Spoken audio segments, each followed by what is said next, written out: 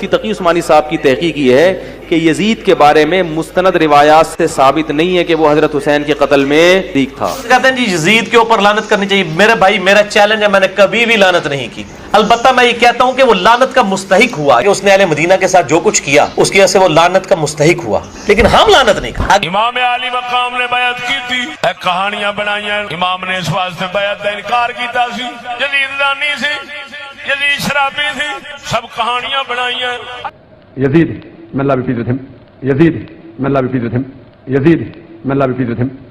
That he was ferocious and he was a villain, etc. There's different opinions. یزید کو کافر کہنا جائز نہیں. کیوں؟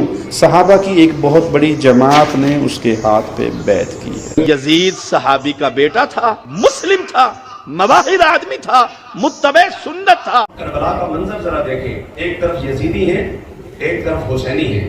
ادھر بھی کلمہ پڑھنے والے ہیں، ادھر بھی کلمہ پڑھنے والے ہیں.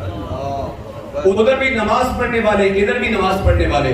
ادھر بھی اللہ کو ماننے والے، ادھر بھی اللہ کو ماننے والے. ادھر بھی اذانیں ہیں، ادھر بھی اذانیں ہیں. اب ایک عام بندہ مومن فکر پہ پڑ جاتا ہے کہ آخر حق پر کون تھا، کیونکہ یزید کی حمایتی بھی میدان کے اندر نکل آئے. کہتے ہیں نہیں وہ تو پکا سچا قسم کا مسلم تھا. میں نے کہا نا دھوکے میں نہ پڑ جانا، اذانیں نہ دیکھنا، فقط نمازیں نہ دیکھنا.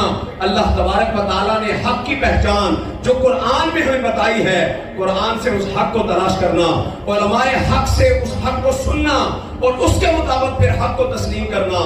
کہ اللہ تبارک و تعالیٰ قرآن میں فرما رہا ہے یا ایھا الذین آمنوا استعینوا بالصبر والصلاۃ ان اللہ مع الصابرین. اے ایمان والو، صبر اور نماز کے ذریعے سے اللہ سے مدد طلب کرو.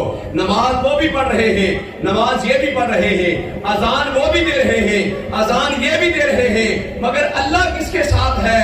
رب نے قرآن میں ونڈ کر کے بتا دی، فرمایا ان اللہ مع الصابرین. اللہ فقط نماز پڑھنے والوں کے ساتھ نہیں، فقط اذان دینے والوں کے ساتھ نہیں ہے، بلکہ اللہ تبارک و تعالیٰ ان کے ساتھ ہے جو اللہ کی رضا میں صبر کرنے کے لیے تیار ہے.